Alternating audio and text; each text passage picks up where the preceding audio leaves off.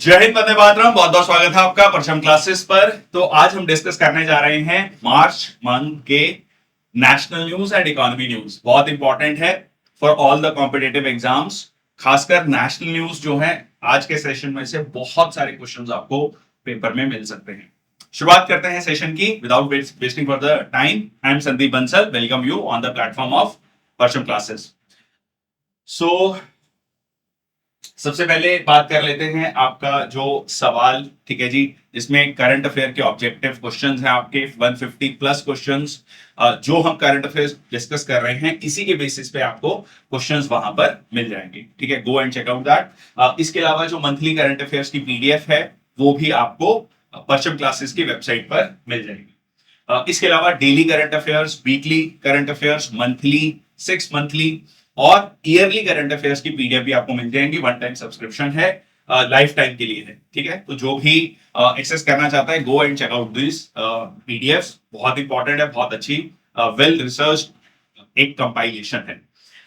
इसके बाद बात कर लेते हैं परचम क्लासेस की। परचम क्लासेस की सब्सक्रिप्शन से रिलेटेड कोई भी अगर डाउट है तो इस नंबर पे आप कॉल कर सकते हैं, इस पे व्हाट्सएप कर सकते हैं, मेल कर सकते हैं। परचम क्लासेस 06@gmail.com पर आप अपना मेल कर सकते हैं, कोई भी अगर आपको क्वेरी है। चलिए तो शुरुआत करते हैं सेशन की।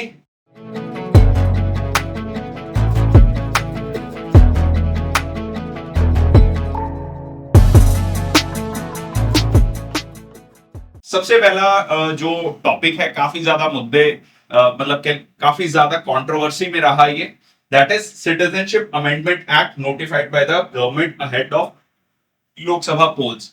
देखिए 2019 में जब एनडीए की सरकार दूसरी बार बनी, 2019 में दिसंबर में जो है सिटीजनशिप अमेंडमेंट एक्ट लाया गया और उसके जो रूल्स हैं वो नोटिफाई नहीं किए गए। काफी बार चर्चा चली, बाद में सरकार ने ये कहा कि कोविड आ गया है, कोविड के चलते जो है उसको डिले किया गया और फाइनली जो है इसके रूल्स लाए गए हैं just before the Lok Sabha polls. अब यहां पर सवाल आता है कि सिटीजनशिप अमेंडमेंट एक्ट क्या है। थोड़ा सा इसका देखिए, सबसे पहले हमें समझना है कि सिटीजनशिप जो है, अगर हम कॉन्स्टिट्यूशन में देखें तो part 2 of the Indian constitution जो है वो सिटीजनशिप के बारे में बताता है, कौन भारत का नागरिक होगा, कौन नहीं। ठीक है, भारत की नागरिकता कैसे मिल सकती है और उसके क्या क्या फायदे हैं। जैसे कि अगर हम बात करें फंडामेंटल राइट्स में, 5 फंडामेंटल राइट्स ऐसे हैं जो सिर्फ और सिर्फ भारत के नागरिकों को ही वो अधिकार मिलते हैं। वो 5 आर्टिकल्स कौन कौन से हैं, ये आप मेरे को कमेंट सेक्शन बॉक्स में लिखकर बताएंगे। बहुत इंपॉर्टेंट है, बहुत सारे एग्जाम में पूछा जाता है, पॉलिटी का एक बहुत ही स्टैंडर्ड क्वेश्चन है। चलिए वापिस आते हैं। तो अब वहां पर जो है, अगर आप कॉन्स्टिट्यूशन में पढ़ेंगे तो लिखा गया है कि कॉन्स्टिट्यूशन जो है पार्लियामेंट को पावर देता है कि वो कानून लेकर आए और उसमें डिटेल्ड गाइडलाइंस हो। तो इसके तहत इस पावर को यूज करते हुए पार्लियामेंट जो है सिटीजनशिप एक्ट लेकर आती है 1955। ठीक है, उसमें बाद में समय समय पर अमेंडमेंट्स होती रही और लेटेस्ट जो अमेंडमेंट हुई है वो 2019 में हुई। ठीक है, उसके जो रूल्स हैं वो अब नोटिफाई किए गए हैं। अच्छा, ये तो होगी थोड़ा सा बैकग्राउंड। अब सवाल आता है कि इसको लेकर कंट्रोवर्सी क्या है, इसमें ऐसा क्या चीज है जो कंट्रोवर्शियल है। देखिए, इसमें यह कहा गया है कि तीन देश कौन कौन से हैं, पाकिस्तान, अफगानिस्तान और बांग्लादेश। इनमें रहने वाली 6 माइनॉरिटीज। अब 6 माइनॉरिटीज कौन सी हैं? Hindu, Sikh, Parsi, Jain, Christians and Buddhist. इनको जो है भारत की नागरिकता मिल सकेगी। भारत की नागरिकता मिलने के लिए एक क्राइटेरिया जो है, वन ऑफ द क्राइटेरिया में एक क्राइटेरिया जो है वो ये है कि आप भारत में आके रहिए, आप अपनी एप्लीकेशन दाखिल कीजिए। 11 साल जो है, 11 साल के बाद जो है आपको नागरिकता मिल सकती है। मतलब आप एप्लीकेशन डालेंगे तो जिसको नेचुरलाइजेशन का कंसेप्ट कहा गया है। तो ये समय जो है कम करके कितना कर दिया गया है? 5 साल। 11 साल से कम करके 5 साल। एक वन टाइम है, ये हमेशा के लिए नहीं किया गया है। तो ये 6 माइनॉरिटीज इन 3 देशों में जो परसिक्यूटेड माइनॉरिटीज हैं एज पर गवर्नमेंट के, क्योंकि वहां पर उनके साथ जो है धर्म के आधार पर भेदभाव हुआ है, वो भारत आकर जो है उनको नागरिकता मिल सकती है, ये इसमें कहा गया है। अब इसमें कंट्रोवर्सी ये है कि why not other minorities like Ahmadiyyas हैं पाकिस्तान में, उनको भी माइनॉरिटीज का दर्जा है पाकिस्तान में, उनको क्यों नहीं इंक्लूड किया गया है। इसके अलावा माइनॉरिटीज जो तमिल श्रीलंका में हैं, जो श्रीलंकन तमिल्स हैं, इसके अलावा कह सकते हैं नेपाल, जो है तिब्बत है, उन माइनॉरिटीज को ये अधिकार क्यों नहीं दिया गया है। ठीक है, तो ये कुल मिला के इसको लेकर कंट्रोवर्सी है। देख लेते हैं कुछ पॉइंट्स। सो ये पास किया गया था दिसंबर 2019। ठीक है, सिटीजनशिप एक्ट 1955 में अमेंडमेंट की गई थी। इसके अलावा जो है अगर आप देखेंगे यहाँ पर एक नया पोर्टल बनाया गया है जिसका नाम है CAA 2019। ठीक है, CAA 2019 टू फैसिलिटेट एप्लीकेशन। जो भी जिनको नागरिकता मिलेगी वो इस ऐप के थ्रू जाकर वो नागरिकता ले सकते हैं। फास्ट ट्रैक करेगा इंडियन सिटीजनशिप को। 6 कम्युनिटीज मैंने आपको ऑलरेडी बताई। इसके अलावा जो है रिलीजियस परसिक्यूशन जिनको वहां पर फेस करना पड़ा है। ठीक है, यहां पर जो फास्ट ट्रैक किया गया है, देखिए सबसे इंपॉर्टेंट क्या है, ये वन टाइम है। बहुत सारे लोगों को ये लग रहा है कि नहीं जी हमेशा के लिए कर दिया गया है, टाइम पीरियड कम कर दिया गया है। ऐसा नहीं है, it is just a one time step. 31 दिसंबर 2014 से पहले जो लोग आए थे उनको जो है नागरिकता दी गई है। ठीक है, so any other document issued by the government authority. अच्छा, अब उनको डॉक्यूमेंट्स कौन कौन से चाहिए? कोई भी डॉक्यूमेंट जो कि इशू किया गया है पाकिस्तान, अफगानिस्तान या बांग्लादेश जहां से वो आए हैं, वहां की सरकारों का कोई डॉक्यूमेंट अगर उनके पास है, और फिर जो इंडिया में आकर वो रह रहे हैं वहां पर जो लोकल कम्युनिटी है उनके द्वारा एक जो है वहां पर उनको सर्टिफिकेट चाहिए होगा कि ये लोग यहाँ पर रह रहे हैं उतने समय से। ठीक है, locally reputed community members and declaration that they are, मतलब वो हमेशा के लिए अपने जो ओरिजिनल जहां देश से आए हैं वहां की नागरिकता को त्याग रहे हैं और भारत को अपना एक परमानेंट होम मानेंगे। ठीक है, तो ये है इसको लेकर क्या कंट्रोवर्सी है ये भी मैंने आपको बताया। अच्छा, इसमें कुछ एग्जेम्पशंस भी रखी गई हैं। ठीक है, एग्जेम्पशंस जैसे कि 6 शेड्यूल में जो एरियाज आते हैं, ठीक है, 6 शेड्यूल में एरियाज आते हैं उनको इससे बाहर रखा गया है। इसके अलावा अगर आप देखेंगे जैसे कि कार्बी आंगलोंग है, दीमा हसाओ है, बोडोलैंड टेरिटोरियल काउंसिल है, इन एरियाज को इस सिटीजनशिप अमेंडमेंट एक्ट 2019 से बाहर रखा गया। इसके अलावा अगर हम बात करें इनर लाइन परमिट, ये भी अलग कंसेप्ट है, इंटरेस्टिंग कंसेप्ट है। देखिए जैसे हम आर्टिकल 19 में पढ़ते हैं, ठीक है, आर्टिकल 19 में पढ़ते हैं राइट टू फ्रीडम। उसमें एक जो राइट आपका 6 राइट्स में से एक राइट है कि आप भारत में कहीं पे भी जा सकते हैं, right to move freely throughout the territory of India. But उसमें एक एक्सेप्शन है, that is inner line permit. Inner line permit जो है वो ये कहता है कि नॉर्थ ईस्ट के खासकर कुछ ट्राइबल एरियाज है, वहां के ट्राइबल कल्चर को प्रोटेक्ट करने के लिए अगर आपको वहां पर जाना है तो वहां पर लोकल अथॉरिटीज से आपको परमिशन लेनी पड़ेगी, even if you are in Indian citizen. अगर आप भारतीय नागरिक हैं तो भी आपको जो है वहां के अथॉरिटी से एक परमिशन लेनी पड़ेगी। द आइडिया हियर इज कि वहां के ट्राइबल कल्चर को किसी भी तरीके से जो है हानि ना पहुंचे। ठीक है, that is the main idea. तो ये जो है ये सारी चीजें जो जगहें हैं, खासकर नॉर्थ ईस्ट में भी काफी ज्यादा इसका प्रोटेस्ट था कि इस तरीके से जो इंडिजीनियस कल्चर है, ट्राइबल कल्चर है, उसको नुकसान पहुंचेगा।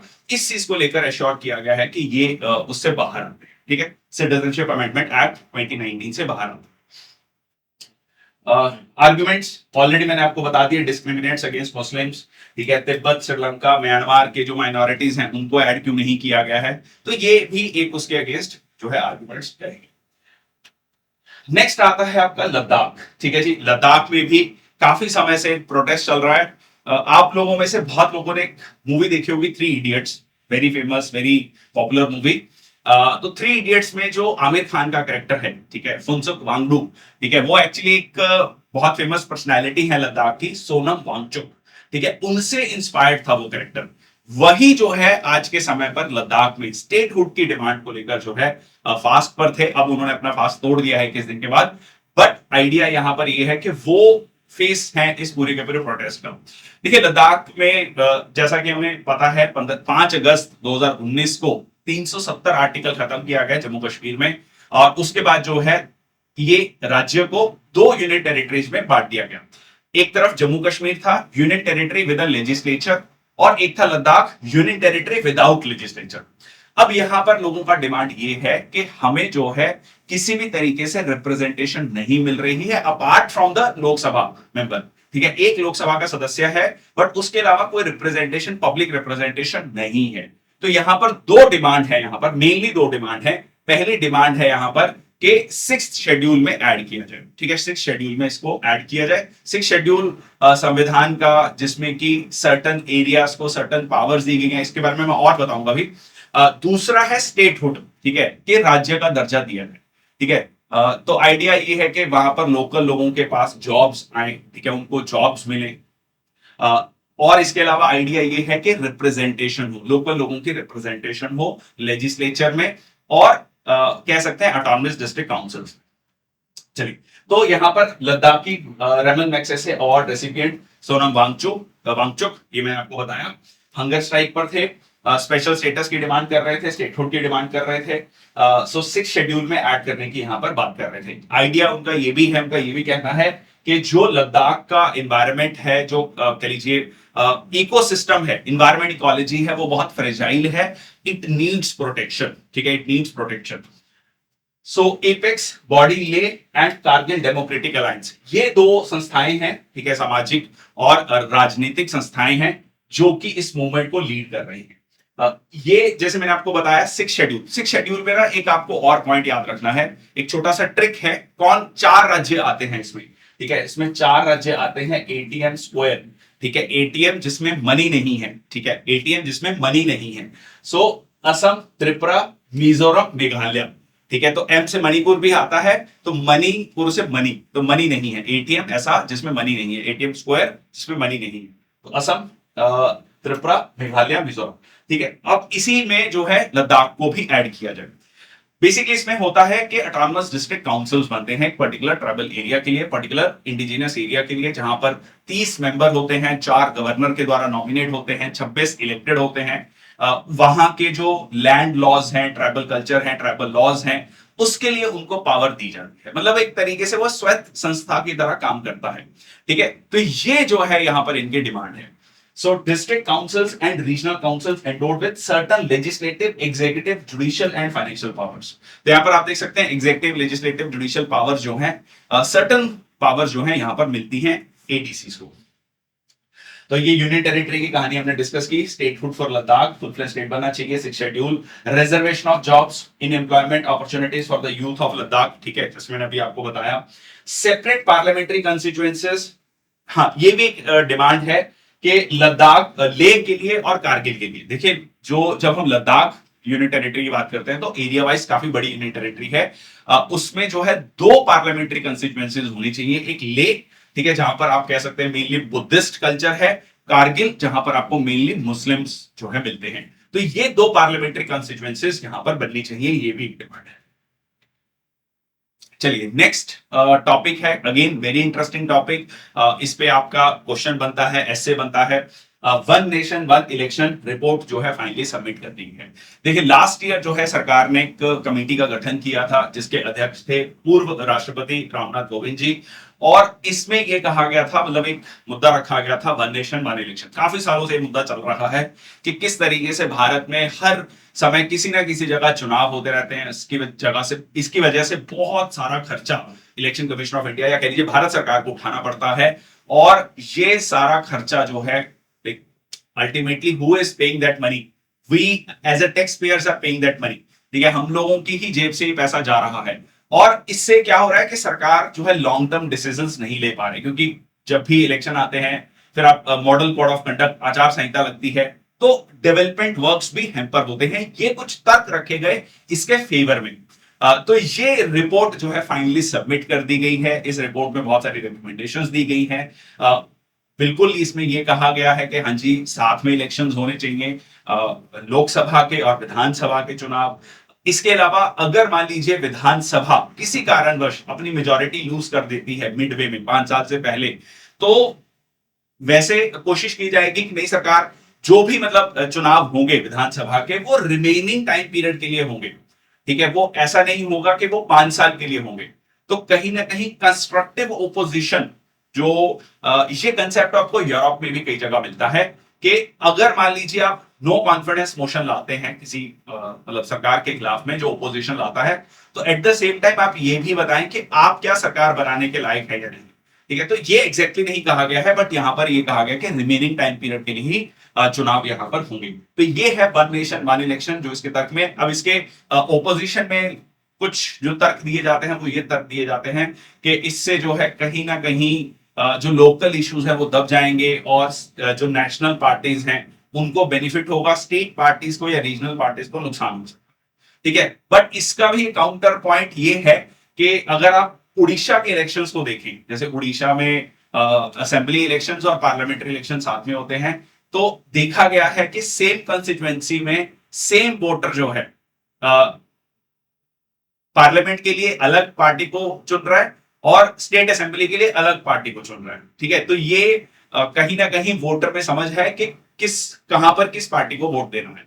चलिए, तो इसमें थोड़ा सा मैंने आपको ओपिनियन भी बताया है। ठीक है, नॉट जस्ट कि न्यूज में क्या है कि पॉइंट्स क्या है, काउंटर पॉइंट्स है, वो भी बताने की कोशिश की ताकि आपको थोड़ी अंडरस्टैंडिंग हो। देखिए, न्यूज एक न्यूज है, इंफॉर्मेशन एक है, उसका एनालिसिस। हम कोशिश करते हैं कि थोड़ा थोड़ा चीजों का एनालिसिस भी समझें।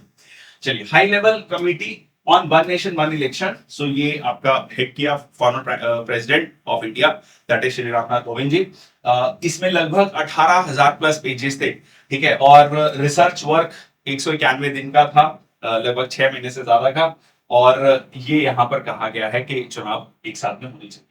ठीक है, और ये कहा गया है simultaneous elections for as well as the first step followed by synchronized local और local body elections भी within 100 days हो जानी चाहिए। ठीक है, 2 सितंबर 2023 ये डेट इंपॉर्टेंट नहीं है, बिल्कुल भी इंपॉर्टेंट नहीं है, याद करने की जरूरत नहीं है, just for your sake of information to propose specific amendments to the constitution. हाँ, यहां पर आपको संविधान में बदलाव करना पड़ेगा, अमेंडमेंट करना पड़ेगा। इसके अलावा representation of people act 1950, representation of people act 1951 में भी बदलाव करना पड़ेगा। ठीक है, तो ये सारी कहानी मैंने आपको बता दी है। चलिए, ठीक है, इसमें क्या क्या रिकमेंडेशंस दी गई हैं। फ्रेश इलेक्शंस होंगे only for the next term. ठीक है, रिमेनिंग टर्म मतलब मान लीजिए सरकार ने 2 साल पूरे कर लिए, 2 साल के बाद जो है सरकार गिर गई किसी भी कारणवश, तो जो चुनाव होंगे वो बाकी 3 साल के लिए होंगे। ठीक है, ताकि वो कॉन्टिन्यूटी मेंटेन रहे। इससे पहले 22nd law commission under the chairperson of justice Rituraj Awasthi, इन्होंने भी रिकमेंडेशन दी थी कि वन नेशन वन इलेक्शन होने चाहिए। अब मेरी तरफ से दूसरा सवाल, ठीक है, इस आज के सेशन का, अभी हमने हाल ही में एक सेशन में डिस्कस किया था जस्टिस ऋतुराज अवस्थी जो कि चेयरपर्सन रहे हैं किसके, लॉ कमीशन के। ये अभी किसी एक बॉडी के मेंबर बनाए गए हैं। किस बॉडी के मेंबर बनाए गए हैं कमेंट सेक्शन बॉक्स में आपने लिखना है।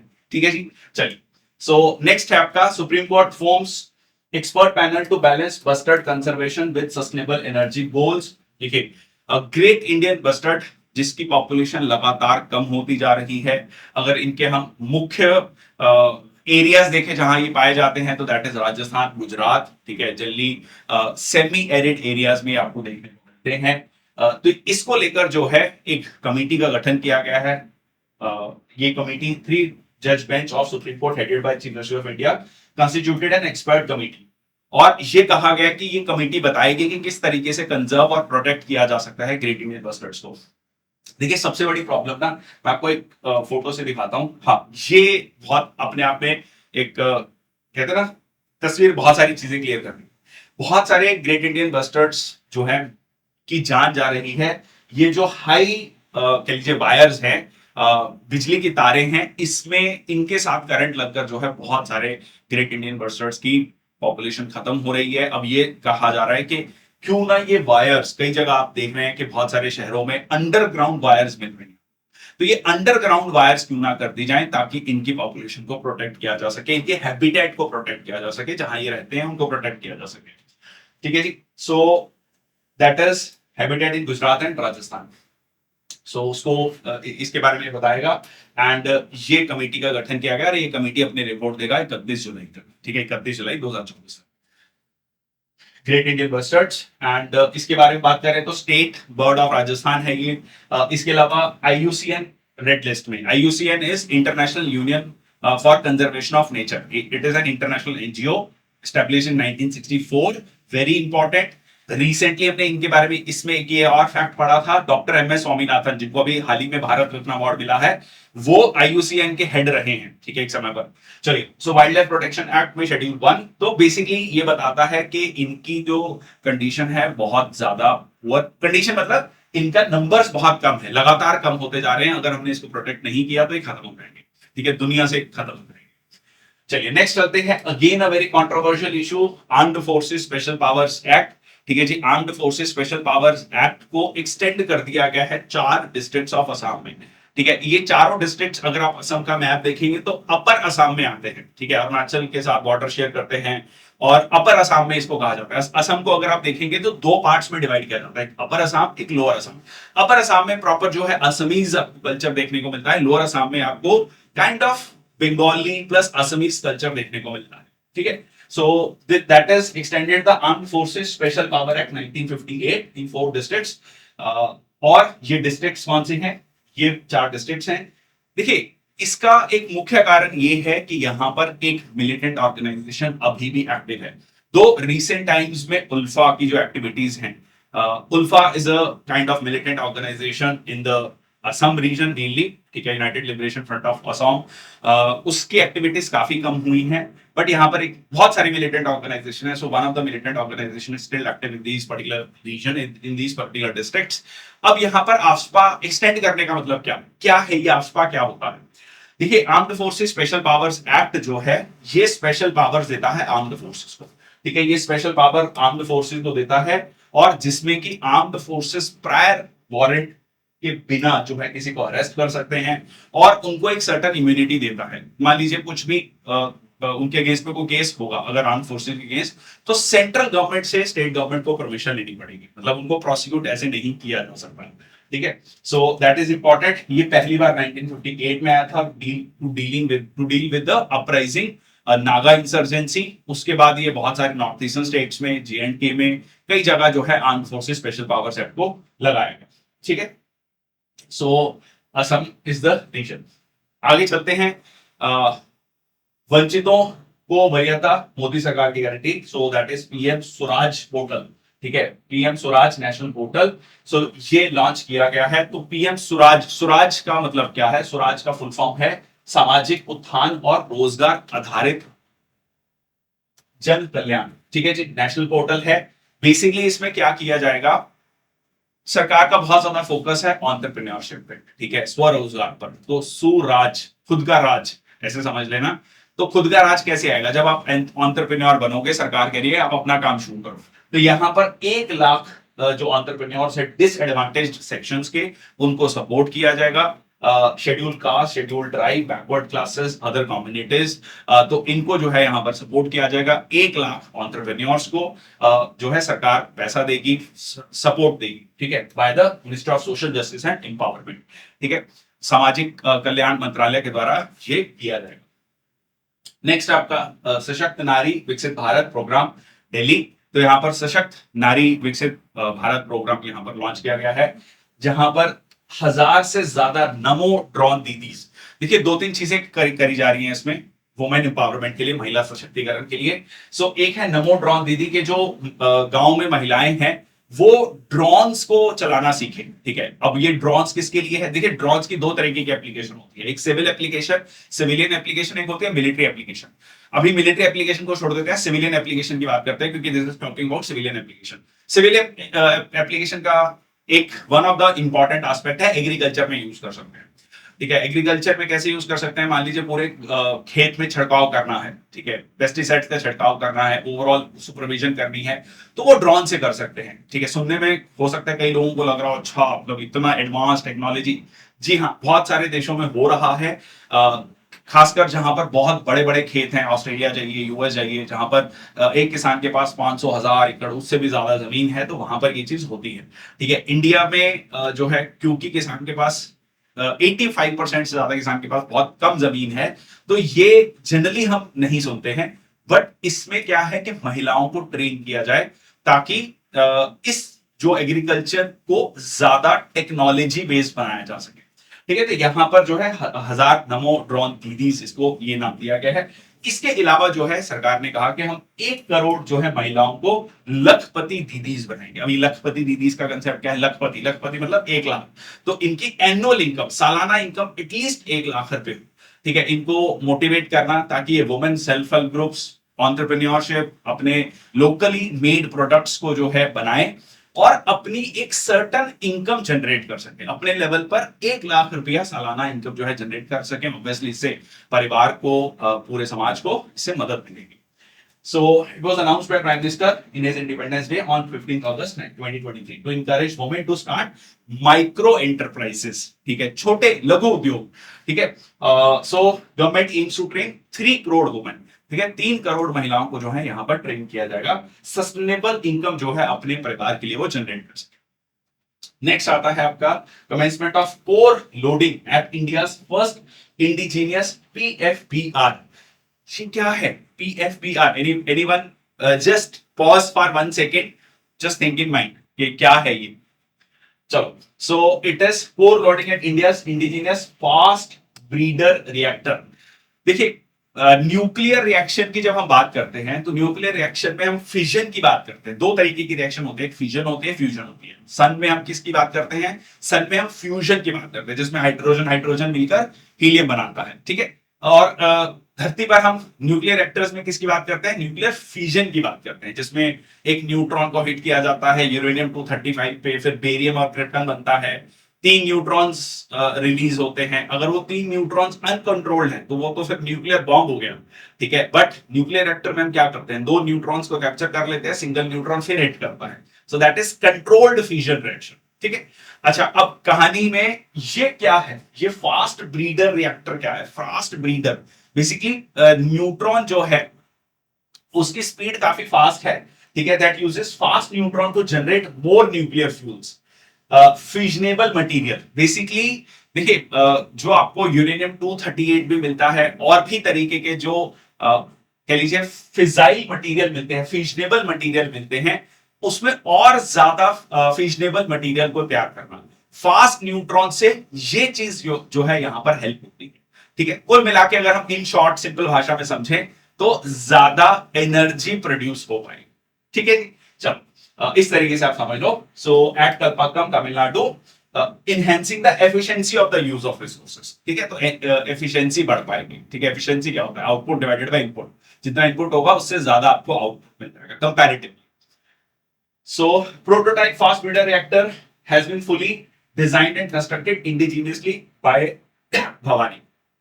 तो सबसे इंपॉर्टेंट ये है कि ये देसी है. देसी मतलब भारत में बनाया गया है, स्वदेशी है. ठीक है. और 2003 में ये अप्रूव किया गया था Bharatiya Nabhikiya Vidyut Nigam limited. So that short form is भाविनी. अब ये सीधा क्वेश्चन बन जाएगा, भाविनी क्या है? ठीक है. तो आपको थोड़ा सा मतलब ध्यान रखना है, छोटे छोटे एक्रोनिम्स जो है पूछता है. So once commission India will only be second country after Russia. पूरे दुनिया में भारत दूसरा ऐसा देश होगा, ठीक है, जो फास्ट ब्रीडर रिएक्टर्स को कमीशन कर रहा है. That is very very important. ठीक है जी. चलो, नेक्स्ट आपका honourable prime minister Narendra Modi laying foundation stone for 3 semiconductor facilities. बहुत इंपॉर्टेंट न्यूज है. ठीक है जी. पहला है ये धलेरा गुजरात में. ठीक है. दूसरा भी गुजरात में है, सानंद गुजरात, जहां पर नैनो आया था. ठीक है जी. और तीसरा है आपका असम में, मोरीगांव. अब यहां पर सबसे पहले सवाल आता है कि सेमीकंडक्टर्स क्या होते हैं और कहां यूज होते हैं. देखिए, सेमीकंडक्टर जो है इसकी पहले यूसेज देखते हैं. जितने भी इक्विपमेंट्स आज के समय पर आप जिस मोबाइल फोन पे, लैपटॉप पे लीजिए वीडियो को देख रहे होंगे, उसमें आपको सेमीकंडक्टर चिप मिलेगा. लगभग आप गाड़ी में जाते हैं आज के समय पर, जो गाड़ी खरीदेंगे उसमें आपको सेमीकंडक्टर चिप, हमारे जितने भी इलेक्ट्रॉनिक इक्विपमेंट्स हैं उनमें आपको ये मिलता है. अब इसमें रिसेंटली क्या हुआ है कि पूरी दुनिया में ना सेमीकंडक्टर मैन्युफैक्चरिंग के लिए चाइना जो है लिटरली कंट्रोल करके बैठा हुआ है.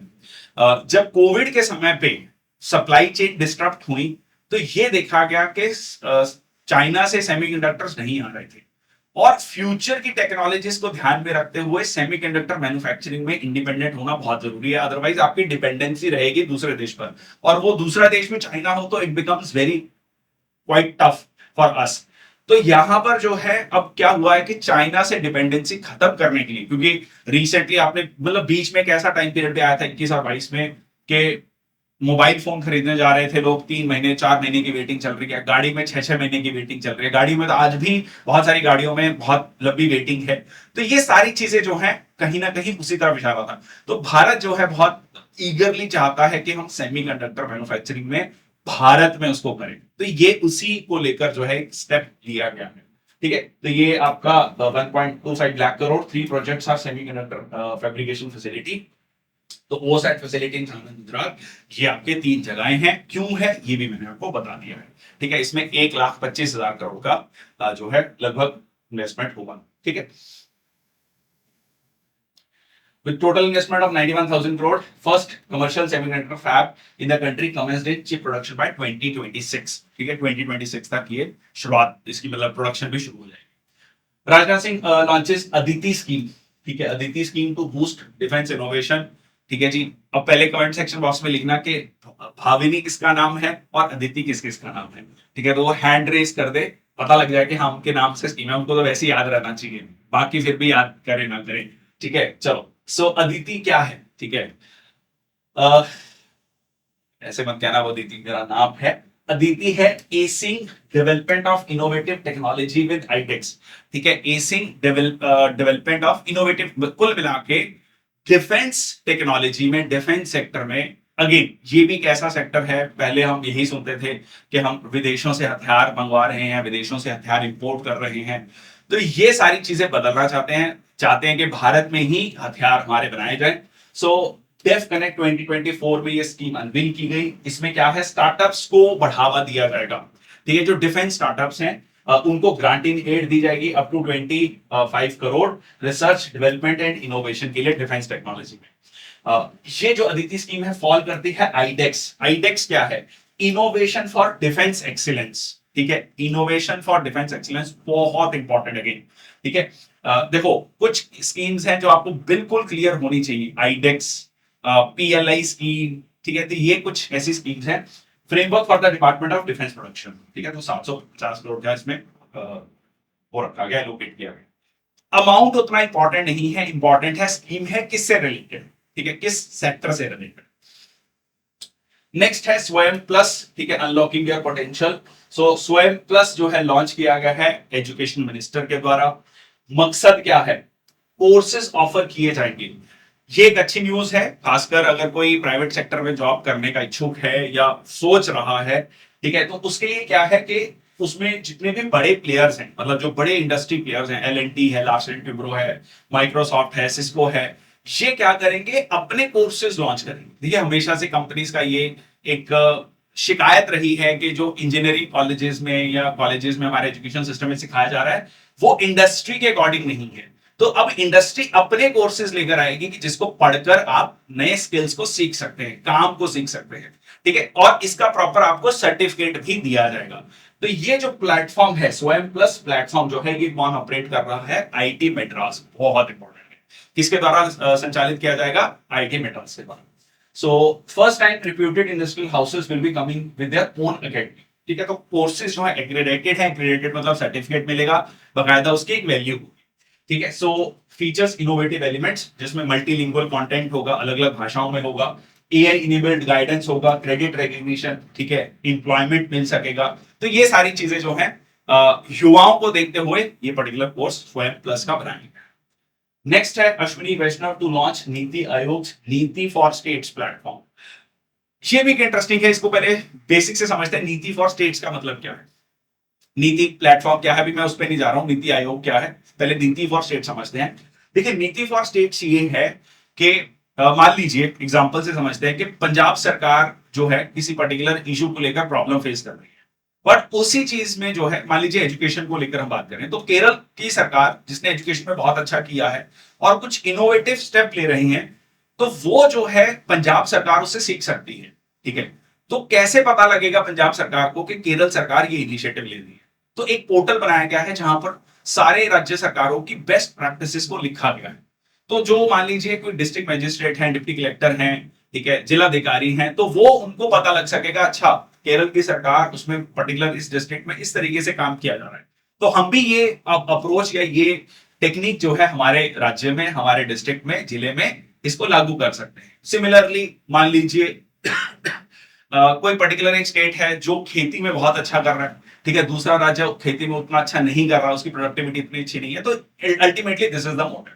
ठीक है, एक दूसरे से सीखना। ठीक है, तो ये जो है एक पोर्टल लॉन्च यहां पर किया गया है। So minister of communication, railways, electronics and information technology minister Ashwini Vaishnaw, उन्होंने इसको लॉन्च किया। इसको नाम क्या दिया गया है, digital public infrastructure for policy and good governance.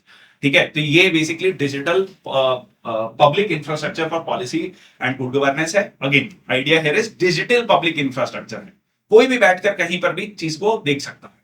ठीक है, तो इसमें 7500 best practices, 5000 policy documents, 900 plus data sets, ये सारी चीजें रखी जाएंगी। आइडिया, मेन आइडिया क्या है, आई होप आपको पता लग गया है, समझ आ गया कि किस चीज को लेकर ये बनाया जा रहा है। नेक्स्ट है union minister Ashwini Vaishnaw launches चक्षु portal for protecting public from mobile phone frauds. ये पर्टिकुलर न्यूज को प्लीज मेरी तरफ से अपने घर में जितने भी आपके फैमिली ग्रुप्स हैं उसमें जरूर शेयर कीजिएगा। बेशक आप इस पर्टिकुलर वीडियो पार्ट को कट कर लीजिएगा इफ यू कैन, और अदरवाइज ऑल्सो, ठीक है, आप इस इमेज को, ठीक है, ये गवर्नमेंट के द्वारा है, इस इमेज को सारे फैमिली ग्रुप्स में शेयर कीजिए। ठीक है, जरूरी नहीं कि मेरा फेस जाए, बट इंपॉर्टेंट है ये इंफॉर्मेशन जो है सबको पता लगनी चाहिए। क्या है ये चक्षु पोर्टल? ठीक है, सो ये चक्षु पोर्टल जो है, चक्षु मतलब, ठीक है, देखना है ना, ज्ञान चक्षु खुल गए, चक्षु देखना, नेत्र। सो रिपोर्ट सस्पेक्टेड फ्रॉड कम्युनिकेशन। अगर आपको किसी भी तरीके का कॉल एसएमएस आता है और आपको लगता है ये फ्रॉड है, तो तुरंत जो है आप उसकी जानकारी दें इस पर्टिकुलर पोर्टल पे जाकर, ताकि ऐसे लोगों को आइडेंटिफाई किया जा सके। हो सकता है कि आपको पता लग गया कि हाँ ये कुछ फ्रॉड कॉल है, दूसरे व्यक्ति को ना पता लगे, दूसरा व्यक्ति जो है अपनी जो है उस तरीके से उसको नहीं समझ पाया और वो उसके बहकावे में आ गया और अपना नुकसान कर बैठा, तो ये नहीं होना चाहिए। तो ये है चक्षु पोर्टल। ठीक है, so helps you report suspected communication received through call, SMS, WhatsApp intended for cyber crime, financial fraud, fake customer services, KYC update, loan offer, job offer। ठीक है, किसी भी तरीके से आपका कह लीजिए आपको नुकसान पहुंचाने के लिए, वो बेशक हो सकता है कि आपको कहा जाए कि आपको जॉब मिल रही है, आपको लोन मिल रहा है, आपको आप अपना केवाईसी कराइए, आपका केवाईसी नहीं हो रखा, क्योंकि केवाईसी से क्या है, आपके सारे डॉक्यूमेंट ले लिए और वो डॉक्यूमेंट कहीं जगह गलत जगह मिस यूज हो रहे हैं। ठीक है, तो ये सारी चीजें, और इसके अलावा आपको ओटीपी आया है जी, आपको बहुत सारे तरीके फ्रॉड्स हैं। आप लोगों ने भी डेफिनेटली, जो भी इस वीडियो को देख रहे हैं, आपने भी कुछ ना कुछ इस तरीके का कॉल जरूर कभी ना कभी भी किया होगा। तो अगर आपको मिलता है तो आप इस पोर्टल पर जाकर जानकारी दे सकते हैं, क्योंकि एज अ अवेयर सिटीजन ये सिर्फ सरकार की जिम्मेदारी नहीं है, हमारी भी जिम्मेदारी है कि हम भी सरकार को मदद करें इस तरीके के पोर्टल से। ठीक है जी, so digital intelligence platform coordination है to curb misuse of telecom services, Chakshu portal. Next है government amends rules to allow postal ballots for those aged 85 और अबव। देखिए, गवर्नमेंट ने पोस्टल बैलेट्स अलाउ किए हैं। अब ये पोस्टल बैलेट्स क्या होता है? देखिए, पोस्टल बैलेट्स ये होता है, आज के समय पर हम ईवीएम की बात करते हैं, इलेक्ट्रॉनिक वोटिंग मशीन। तो आप जाते हैं पोलिंग बूथ पर, आप बटन दबाते हैं, बीप साउंड आता है, ठीक है, वो पर्ची आती है, वीवीपैट, अगर वीवीपैट है वहां पर, voter verifiable paper audit trail, ठीक है, और आप आ जाते हैं जी। ठीक है, वो स्याही लगा के फिर आप फोटो डालते हैं, ठीक है, राइट टू वोट, मैंने एक्सरसाइज किया, ठीक है। चलिए, तो ये कहानी हो गई वोटिंग की। बट कुछ लोग जो कि बहुत उम्र दराज है, जैसे कि 85 ईयर्स एंड अबव, जो ये पूरा प्रोसेस जो है नहीं कर सकते, उनको election commission of India facilitate कर रहा है कि आपको घर बैठे आप वोटिंग कर सकते हैं। ठीक है जी, तो यहां पर पोस्टल बैलेट का कंसेप्ट आता है, जिसमें एक प्रॉपर जो है पूरा पेज रहता है, उसमें साइन होते हैं। ठीक है, जिस भी कैंडिडेट आपको चाहते हैं आप उसको सिलेक्ट करते हैं, ठीक है, इसको फोल्ड करके जो भी आपका रिटर्निंग ऑफिसर है उसको भेजा जाता है। ठीक है, थोड़ा सा प्रोसेस में भी इसमें मतलब इन्वॉल्व रहा, so that is how I got to know the whole process also. अब इसमें जो है, इसके अलावा जो है, जो डिफरेंटली एबल्ड हैं, जो दिव्यांग जन हैं, जिनकी डिसेबिलिटी 40% से ज्यादा है, उनको भी अलाउ किया गया है पोस्टल बैलेट के लिए। मकसद क्या है कि ज्यादा से ज्यादा लोग वोट करें। ठीक है, सो इसमें पहले जो ये रूल था 80 प्लस के लिए था, ठीक है, अब इसको बढ़ाकर 85 प्लस के लिए कर दिया गया। ठीक है, तो ये जो है इसमें अमेंडमेंट की गई है कंडक्ट ऑफ इलेक्शन रूल्स 1961। चलिए, सो ये हो गया आपका, ये मैंने आपको बता दिया। नेक्स्ट है Piyush Goyal launches e Kisan Upaj Nidhi to ease farmer warehousing logistics. Again इसको भी समझना बहुत इंपॉर्टेंट है कि क्या है ये ई किसान उपज निधि। ठीक है, तो इसमें एक ऑर्गेनाइजेशन है, पहले ये पढ़ लो, warehousing development and regulatory authority. ठीक है, तो ये बेसिकली कहते हैं जनरली हमने ये देखा है कि किसान जब कह लीजिए कटाई के बाद जब वो मंडी में जाता है, फसल बेचने जाता है, तो उसको अपनी फसल का सही दाम नहीं मिलता। मान लीजिए प्रोडक्शन बहुत ज्यादा हो गई, प्रोडक्शन ज्यादा हो गई तो सप्लाई ज्यादा, डिमांड उतनी नहीं है, प्राइसेस नीचे चले गए, तो उसको बहुत कम दाम में अपनी फसल को बेचना पड़ता है, जिसको हम डिस्ट्रेस सेल भी कहते हैं। ठीक है, कई बार हमने ये भी देखा है कि किसान जो है मजबूर होकर, जैसे मान लो आलू है, उसको सड़क पर ही छोड़ के चला गया, प्याज है सड़क पर छोड़ के चला गया, इस तरीके की हम कई बार फोटोज देखते हैं। तो इससे अल्टीमेटली क्या है कि एग्रीकल्चर, कृषि एज अ प्रोफेशन कभी भी ग्रो नहीं कर पाया। अब यहां पर एक कंसेप्ट लाया गया, इसके दो बेनिफिट हैं कि जो किसान है वो वेयर हाउसेस में, ठीक है, अपने जो भी उपज है उसको रख सकते हैं, उसमें उनको जो है 7% का ब्याज लगेगा पर एनम। इसमें और भी बहुत सारे फैसिलिटीज दी गई हैं। तो इसमें क्या होगा कि उसको उनको डिस्ट्रेस सेल नहीं करनी पड़ेगी। ठीक है, मान लीजिए 3 महीने बाद प्राइसेस जो है थोड़े नॉर्मल हुए, पहले एकदम प्राइसेस कम हुए, फिर प्राइसेस बढ़े, नॉर्मल हुए, उनको लगा कि हाँ हम बेच सकते हैं, then they can withdraw their produce and they can sell it to the in the market. ठीक है, दूसरा इससे क्या है कि एक तरीके से वो उनकी पूंजी है। मान लो एक किसान ने 1000 kg गेहूं जो है रखा वेयर हाउस में, तो वो उसकी पूंजी है। मान लीजिए उसकी 20 रुपए किलो है, तो 20,000 रुपए मान लीजिए उसका एक वो है, तो उसको शो करके उस वेयर हाउस रिसीट को, जिसमें लिखा गया कि सो एंड सो के पास 1000 kg गेहूं है, तो उसको वो बैंक में रख के लोन भी ले सकता है, अगली फसल के लिए लोन ले सकता है। देखिए किसान डिस्ट्रेस सेल क्यों करता है, एक कारण ये भी है कि उसने ऑलरेडी बहुत सारा पैसा उसमें इन्वेस्ट कर रखा है, उसको अगली फसल भी बोनी है, उसको पैसा चाहिए, तो वो क्या करता है, डिस्ट्रेस सेल करता है, जो भी पैसा मिला उसको लेता है और फिर जाकर उससे बीज खरीदता है, खाद खरीदता है। तो उसको ये करने की जरूरत नहीं, वो वेयर हाउस में रख सकता है, वेयर हाउस में रख के उसको जो है वेयर हाउस रिसीट मिलेगी कि हाँ जी आपका इतना गेहूं चावल जो भी है वो रखा हुआ है, और ये जाकर वो बैंक में रखेगा और बैंक उसको लोन दे देगा कि हाँ इसके पास एक एसेट है। जैसे आप गोल्ड रखते हैं, प्रॉपर्टी पेपर रखते हैं, तो एक तरीके से वो भी एक क्या माना जाएगा, एक डॉक्यूमेंट माना जाएगा। ठीक है, तो ये इसके बेनिफिट्स हो गए। ठीक है, तो ये लॉन्च किया गया है ई किसान उपज निधि। ठीक है, बेसिकली इसमें क्या है कि किसान को 1% सिक्योरिटी डिपॉजिट ही पे करना होगा, पहले ये 3% था। इसमें लॉजिस्टिक कॉस्ट को कम किया गया है, कुछ चीजों को कम किया। ठीक है जी, सो कोई कोलेटरल नहीं है, extra security deposit can prevent distress cell by the farmers. ठीक है, चलिए नेक्स्ट है India first green hydrogen plant in stainless steel sector. So stainless steel sector में पहला ग्रीन हाइड्रोजन प्लांट जो है भारत सरकार के द्वारा लाया गया है, greener and future India net zero target. देखिए भारत सरकार ने पंचामृत की बात की थी, 2070 तक जो है नेट जीरो एमिटर की बात की थी, नेट जीरो कार्बन एमिशंस की बात करी है।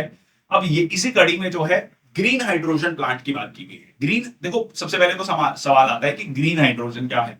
हाइड्रोजन बेसिकली जब बर्न करता है तो क्लीन फ्यूल है, कोई भी कार्बन एमिशंस इस पर नहीं होती है। पर सवाल आता है कि हाइड्रोजन बनता कैसे है। हाइड्रोजन देखिए बनता है इलेक्ट्रोलाइसिस प्रोसेस से, बेसिकली पानी को, ठीक है, पानी को जो है कह लीजिए तोड़ के ब्रेक करके हाइड्रोजन प्लस ऑक्सीजन बनाया जाता है। अब सवाल आता है कि इस पानी को ब्रेक कैसे किया जाता है। ठीक है, इसको ब्रेक कैसे किया जाता है, इसको ब्रेक किया जा सकता है अलग अलग प्रोसेसेस से। ठीक है, तो उसके प्रोसेसेस के अकॉर्डिंग जो है यहां पर अगर आप देखेंगे तो brown hydrogen, grey hydrogen, blue और ग्रीन हाइड्रोजन।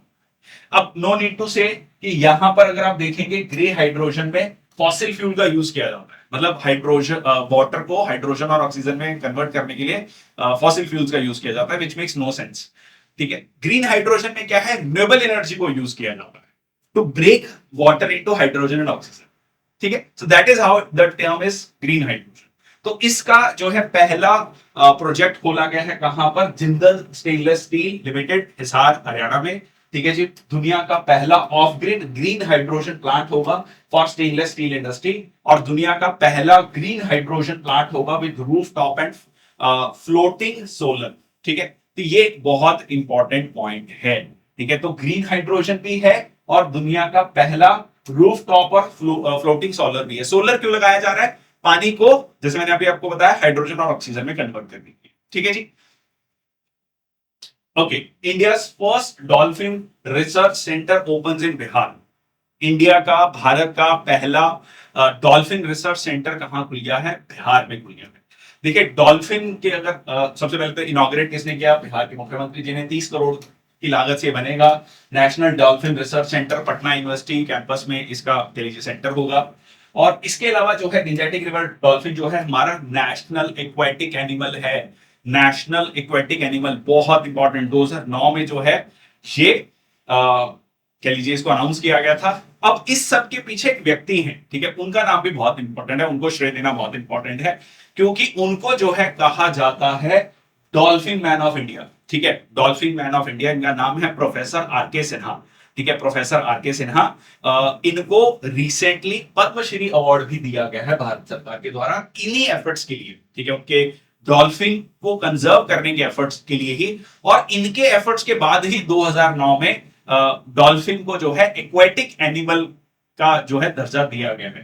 ठीक है, aquatic animal in the national aquatic animal का दर्जा दिया गया है।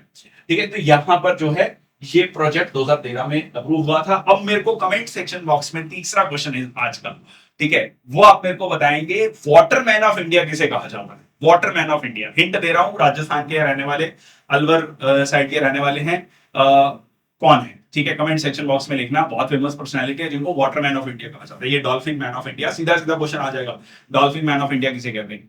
ठीक है, चलो ऑफिशियली रिकॉग्नाइज पहली बार कब मिला था? 1801 में गंगा ब्रह्मपुत्र मेघना पर्टिकुलर नदी में जो है आपको डॉल्फिन्स मिलते हैं। और रिसेंट जो मतलब कैलकुलेशन हुई, ठीक है, उसमें सर्वे हुआ, उसमें पता लगा कि 1048 डॉल्फिन जो है गंगा में है। ठीक है जी। हाँ, एक और इंटरेस्टिंग पॉइंट है, एसेंशियली ब्लाइंड है और अल्ट्रासोनिक वेव्स की यूज करते हैं, ultrasonic waves. Here comes your fourth question, ultrasonic waves जो हैं और कहां कहां यूज की जाती हैं? दो तीन जगह बहुत इंपॉर्टेंट यूज की जाती हैं अल्ट्रासोनिक वेव्स। ठीक है, फिजिक्स में जो भी जिन एग्जाम्स में फिजिक्स पूछा जाता है उसमें बहुत इंपॉर्टेंट है अल्ट्रासोनिक वेव्स की फ्रीक्वेंसी क्या है और कहां कहां यूज होती है। अगला क्वेश्चन, ये सारे क्वेश्चन लिखते जाना, प्लीज रिप्लाई करना। इट इज वेरी इंपॉर्टेंट कि जब भी आप कोई चीज पढ़ते हो उससे रिलेटेड आगे पीछे सब चीजें रिलेट करने की कोशिश करो। ठीक है, mind should work like a webbed wire. ठीक है, एक के साथ चार पांच चीजें याद आ जानी चाहिए। ठीक है, तब आता है मजा पढ़ने का। International union for conservation of nature endangered, ठीक है, सो वाइल्ड लाइफ प्रोटेक्शन एक्ट की कहानी है। ठीक है, सो हाँ, ये एक और इंपॉर्टेंट फैक्ट है, Vikramshila Gangetic dolphin century Bhagalpur Bihar में ओनली डॉल्फिन सेंचुरी है भारत में। ठीक है, ओनली डॉल्फिन सेंचुरी। चलो नेक्स्ट चलते हैं, unveiling 10.8 kilometre long India first under river metro tunnel. ठीक है, भारत का पहला अंडर रिवर मेट्रो टनल। ये भी इंटरेस्टिंग है अपने आप में, सोचिए पानी के नीचे जो है टनल मतलब जो है मेट्रो चलेगी। सो कोलकाता ट्रांसपोर्टेशन रेवोल्यूशन इसको कहा जा रहा है। काफी ज्यादा इसकी चर्चा हो रही है दुनिया भर में कि धीरे धीरे जो है भारत अलग अलग कह लीजिए माइलस्टोन्स अचीव करता जा रहा है, उसमें भी आप इस एक माइलस्टोन को देख सकते हैं। So PM Modi inaugurates India's first under river metro tunnel, first transportation tunnel under any mighty river in India।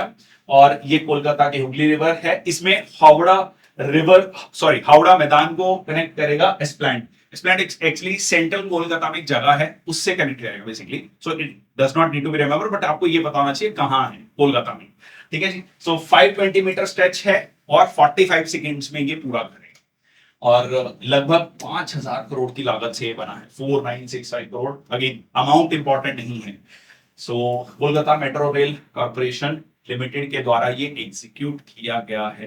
Kolkata जो है पहला सिटी है इंडिया का जिसमें मेट्रो सिस्टम आया था। दूसरा आप कह सकते हैं दिल्ली में डीएमआरसी। ठीक है, फिर दिल्ली के बाद तो खैर उसके बाद बहुत सारे सिटीज में हमने मेट्रो देखा है। नेक्स्ट है India first integrated oil palm processing unit by 3F oil palm. तो अब सबसे पहले तो आता है ये 3F ऑयल पाम जो है कंपनी का नाम है। ठीक है, अब देखो जो खाद्य तेल है, ठीक है, जो एडिबल ऑयल है, जो हम खाना खाते हैं, मतलब वो सरसों का तेल हो सकता है, कोकोनट हो सकता है, पाम ऑयल हो सकता है, राइस ब्रांड ऑयल हो सकता है, बहुत सारे ऑयल्स यूज होते हैं अलग अलग भारत के अलग अलग क्षेत्रों में। इसमें एक बहुत इंटरेस्टिंग फैक्ट ये है कि एडिबल ऑयल जो भी पूरे भारत में हमारी कंजम्पशन है, लगभग 50%, 50 से 55% हम इंपोर्ट करते हैं। मतलब जो खाद्य तेल है, जो खाने वाला तेल है, कंज्यूम करते हैं हम डेली बेसिस पे, उसका अराउंड 50% हम दुनिया से इंपोर्ट करते हैं। अब अगर आपको याद हो, लगभग 1.5-2 साल पहले जो भी तेल जो भी आप यूज कर रहे होंगे, भारत के किसी भी कोने में होंगे, आपने देखा होगा कि खाद्य तेल के प्राइसेस ऑल टाइम हाई चले गए थे। ठीक है, सरसों का तेल जो 130 140 रुपए किलो था, वो 230 240, मतलब I may be wrong in the range. ठीक है, बट आइडिया आप समझ रहे हैं कि प्राइसेस एकदम शूट अप किए थे, 60 70 टू 100% तक जो है शूट अप कर गए थे।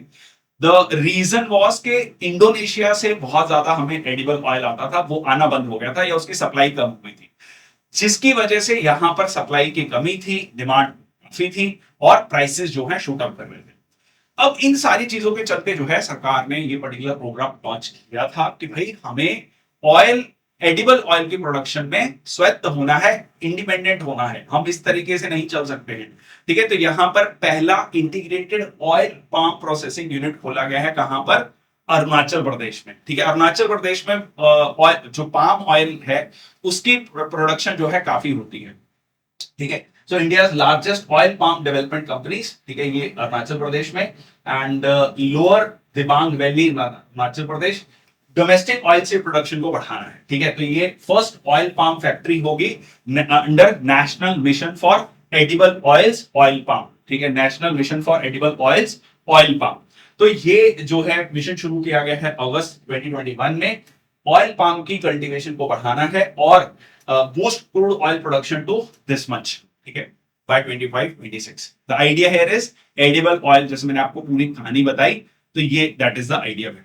चलिए, अगली न्यूज है आपका first PLI automotive certificate to Ola electric technologies private limited. ये भी बहुत इंपॉर्टेंट न्यूज है क्योंकि प्रोडक्शन लिंक्ड इंसेंटिव स्कीम, देखिए कुछ स्कीम्स हैं जो आपको बहुत ध्यान में होनी चाहिए, जैसे मैंने आपको पहले भी बताया, प्रोडक्शन लिंक्ड इंसेंटिव स्कीम ये इसलिए भी इंपॉर्टेंट है क्योंकि जो है भारत चाहता है कि, भारत सरकार चाहती है कि जो मैन्युफैक्चरिंग सेक्टर है, जो अगर आप इंडिपेंडेंस के बाद देखें बहुत ज्यादा कांस्टेंट चल रहा है। हमने सर्विसेज सेक्टर में बहुत ज्यादा ग्रोथ करी है, बट मैन्युफैक्चरिंग में बहुत ज्यादा ग्रोथ नहीं कर पाए हैं despite the attempts by various governments. तो यहाँ पर एक और जो है कोशिश की जा रही है, production linked incentive scheme. Recently mobile manufacturing में, टॉय मैन्युफैक्चरिंग में इसका रिजल्ट आया है, तो ये सेम चीज यहाँ पर भी की जाने की कोशिश कर रही है, की जा रही है। International centre for automotive technology under ministry of heavy industries ने अवार्ड किया है पहला PLI automotive certificate to Ola electric. Ola company जो है, आपने ओला उबर कैब कभी बुक की होगी, अगर सुना होगा, तो that is the Ola electric cabs या ओला इलेक्ट्रिक टेक्नोलॉजीज प्राइवेट लिमिटेड को ये सर्टिफिकेट दिया गया है। सो आइडिया क्या है कि ज्यादा से ज्यादा मैन्युफैक्चरिंग भारत में, ठीक है, तो यहाँ पर डेडिकेशन, उनकी dedication to make in Bharat अभियान को लेकर जो है ये सर्टिफिकेट उनको दिया गया। नेक्स्ट है लॉन्च ऑफ जल शक्ति अभियान, कैच द रेन कैंपेन। देखिए, अल्टीमेटली वाटर हार्वेस्टिंग, जो बारिश का पानी है उसको किस तरीके से सेव किया जाए ताकि हमारा जो ग्राउंड वाटर है उसको रिचार्ज किया जा सके। तो ये जो है जल शक्ति मंत्रालय के द्वारा ये अभियान शुरू किया जा रहा है। जो जल शक्ति मंत्रालय मंत्री हैं गजेंद्र सिंह शेखावत, और यहां पर थीम क्या रखा गया है? नारी शक्ति से जल शक्ति। क्योंकि देखिए, बहुत बार हम देखते हैं कि गांव में महिलाओं को जो है बहुत ज्यादा दिक्कतों का सामना करना पड़ता है पानी को जुटाने के लिए, और सबसे ज्यादा अगर मान लीजिए जब नल से जल मिलेगा तो सबसे ज्यादा कह लीजिए प्रभावित या पॉजिटिव इंपैक्ट जो है महिलाओं पर होगा। ठीक है, तो ये यहीं से ये थीम रखा गया है, नारी शक्ति से Jal Shakti. So emphasises integral role of women in the water conservation and management, और किस तरीके से कैच द रेन कैंपेन यहां पर लॉन्च कर गया है। ठीक है, नेक्स्ट है इंडिया का पहला म्यूजियम डेडिकेट किया गया है कोऑपरेटिव्स को लेकर, to be coming up in Kozhikode, ठीक है, in Kerala. So international cooperative museum will showcase जो भी अचीवमेंट्स हैं कोऑपरेटिव सेक्टर की। देखिए, कोऑपरेटिव सेक्टर जो है, जैसे कि जिसमें सब लोग मिलकर एक कोऑपरेटिव चलाते हैं। एक आपका सोशलिस्ट सिस्टम होता है, कैपिटलिस्ट सिस्टम होता है, एक दोनों का अल्टरनेटिव एक कोऑपरेटिव सिस्टम है। ठीक है, सोशलिस्ट में क्या है, पूरा सरकार कंट्रोल कर रही है जी। कैपिटलिस्ट में क्या, एक पूंजीवाद है, बाकी सारे एम्प्लॉइज हैं। कोऑपरेटिव्स में सब मिलकर जो है अपनी पूंजी को लगाते हैं, अपने एफर्ट्स को लगाते हैं, और एक पर्टिकुलर एंटरप्राइज को चलाते हैं। ठीक है, so project 150 crore project of Karassery service of cooperative bank. ये म्यूजियम जो है दूसरा ऐसा म्यूजियम होगा, पहला ऐसा म्यूजियम जो है लंदन में है। ठीक है, लंदन में है। एंड सो यूके में, टॉडलिन UK, more than 8 lakh cooperatives in India today with collective membership of 29 crore, 29 crore लोग जो है कोऑपरेटिव से जुड़े हुए हैं। महाराष्ट्र की बात करें तो महाराष्ट्र में सबसे ज्यादा कोऑपरेटिव्स हैं, लगभग 2.3 लाख, और 5 करोड़ लोग जो हैं इसके मेंबर्स हैं महाराष्ट्र में। ठीक है, नेक्स्ट है Ashwini Vaishnaw launches India's first indigenously designed router. ठीक है, इंडिजिनियसली डिजाइंड राउटर का मतलब है कि multi protocol label switching launch किया गया है। इससे सिंपल भाषा में अगर हम समझें तो टेलीकम्युनिकेशन की जो सर्विसेज हैं वो फास्ट होंगी। ठीक है, वो उनमें सुगमता आएगी, वो फास्ट होगी। ठीक है, so this is like direct data from one node to next based on labels rather than network addresses. जब भी आप कोई वेबसाइट सर्च करते हैं तो एक नेटवर्क एड्रेस होता है उसका, जैसे घर का एड्रेस होता है, सो ये नंबर है घर का, ठीक है, ये गली है, इस तरीके से मोहल्ला है, उसी तरीके से एक वेब एड्रेस होता है। तो उसकी जगह जो है नोड टू नोड सर्च करेंगे। इतना ज्यादा टेक्निकल जाने की जरूरत नहीं है। द आइडिया इज फास्टेस्ट और इंडिजिनियसली डिजाइन, भारत में डिजाइन किया गया है राउटर जो है वो लाने का। इसकी स्पीड है 2.4 टेराबाइट्स पर सेकेंड। ये है बेसिक एमपीएलएस नेटवर्क। नेक्स्ट है कोचरब और साबरमती आश्रम मास्टर प्लान का लोकार्पण शिलान्यास किया गया है गुजरात में। देखिए, यहाँ पर गांधी जी रहा करते थे, साबरमती आश्रम वेरी फेमस। धीरे धीरे जो है ये साबरमती आश्रम का एरिया सिकुड़ता गया, लोगों ने यहाँ पर कह लीजिए लैंड को एक्वायर कर लिया, कैप्चर कर लिया।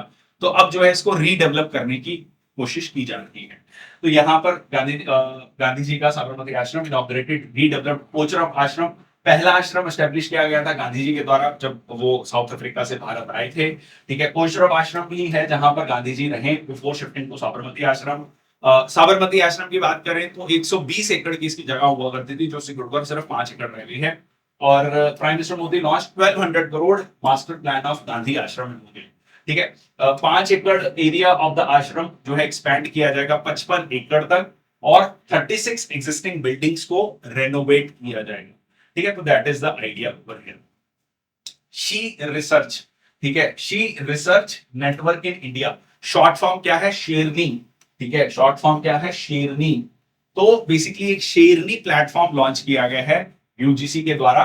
देखिए, इसका मकसद क्या है कि जितने भी महिला साइंटिस्ट हैं, रिसर्चर्स हैं, उनको एक प्लेटफॉर्म मिल सके जहां पर वो कोलैबोरेट कर सके, नेटवर्किंग कर सके, एक दूसरे से सीख सकें। ठीक है, तो ये जो है women scientist, women professor, women researchers का एक प्लेटफॉर्म बनाया गया है। तो नाम क्या रखा गया है? She research network in India.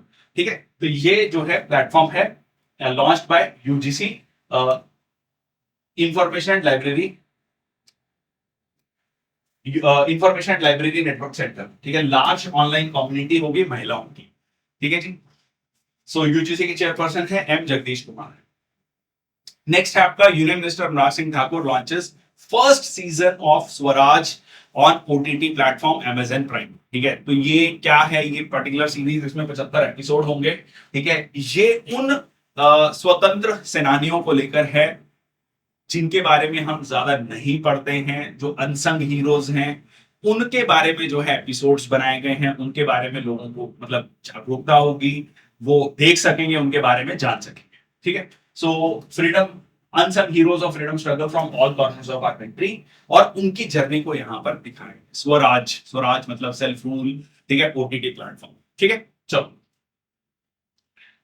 Next है योग महोत्सव 2024 celebration with 100 days.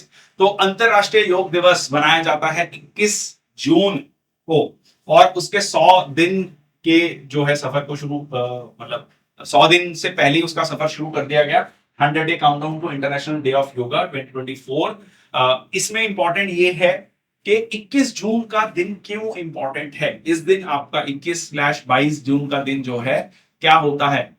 Summer solstice, northern hemisphere में, उत्तरी गोलार्ध में। ठीक है, समर सोलिस्टिस वो दिन होता है जिस दिन सूरज की किरणें कर्क रेखा पर ट्रॉपिक ऑफ कैंसर पर सीधा पड़ती हैं, ठीक है, 90 डिग्री पर पड़ती हैं, ठीक है जी। एंड ये जो है इस बार का जो थीम है ये भी इंपॉर्टेंट है, योगा फॉर वुमेन एम्पावरमेंट, ठीक है, योगा महिला सशक्तिकरण के लिए। नेक्स्ट है sports minister Anurag Singh Thakur launches कीर्ति इनिशिएटिव। ये भी इंटरेस्टिंग इनिशिएटिव है, कीर्ति इनिशिएटिव। देखिए कीर्ति इनिशिएटिव क्या है कि सरकार जो है, अगर आप चाइना की एग्जांपल लें, चाइना में अगर स्पोर्ट्स को डेवलप करने की बात करें तो वो क्या करते हैं, बहुत यंग एज से ना टैलेंट को आइडेंटिफाई करना शुरू कर देते हैं और बहुत बचपन से ना उसको कह लीजिए तैयार करना शुरू कर देते हैं, ताकि by the time they reaches a particular age they should be ready to compete in the global level, ठीक है।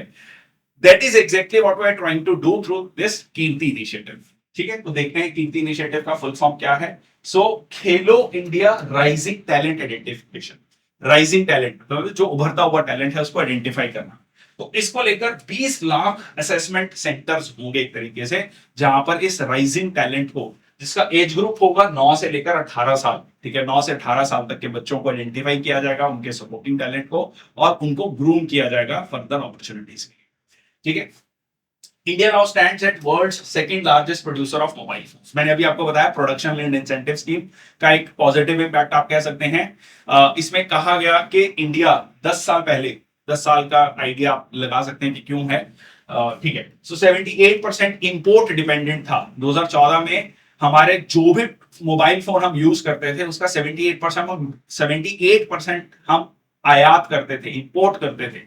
अब जो है 97% मोबाइल फोन्स भारत में ही बन रहे हैं, 3% मोबाइल फोन जो हैं वो इंपोर्ट हो रहे हैं। बट इसमें एक और कैच है जो इन इन पूरी खबर में शायद मिस हो गया, वो ये है कि जो ये 3% मोबाइल फोन है ना, ये थोड़े हाई एंड वाले मोबाइल फोन है, ये महंगे वाले मोबाइल फोन है। तो वैल्यू टर्म्स में हम जो हाई एंड मोबाइल फोन है वो भारत में नहीं बना रहे हैं, ठीक है, उसकी मैन्युफैक्चरिंग बहुत ज्यादा भारत में नहीं, ठीक है। ये एक कॉज ऑफ कंसर्न है। बाकी हाँ, पॉजिटिव सेंस में हम देखें तो बहुत सारी चीजें जो हैं मतलब ड्रास्टिकली बदली है। So mobile phone production nearly 20 lakh crore rupees in a decade of unprecedented growth. Next आपका grid India elevates mini Ratna company status. अच्छा, इस न्यूज में एक और पॉइंट है, ठीक है, चलो वो भी थोड़ा सा एक पॉइंट में ऐड कर दूं। इसमें अभी रिसेंटली जो farmer RBI governor Raghuram Rajan है, उनका भी ये कहना था कि यहां पर पूरे वैल्यू चेन में हम बहुत ज्यादा ऐड नहीं कर रहे हैं। हम कह रहे हैं कि फाइनल मोबाइल फोन हमने इंडिया में बनाया, बट उसके कंपोनेंट्स जो हैं वो भारत में नहीं बन रहे हैं, वो हम विदेशों से इंपोर्ट कर रहे हैं, फिर उसको हम असेंबल करके बेच रहे हैं। तो हम कहने के लिए वो Bharat made in India mobile है, बट एक्चुअली में मान लीजिए वो 10,000 का मोबाइल है फॉर एग्जाम्पल, तो 10,000 के मोबाइल में कितनी वैल्यू है जो भारत में produce, that is the point, ठीक है। तो ये भी एक कैच है। नेक्स्ट है grid India elevates to mini Ratna company status.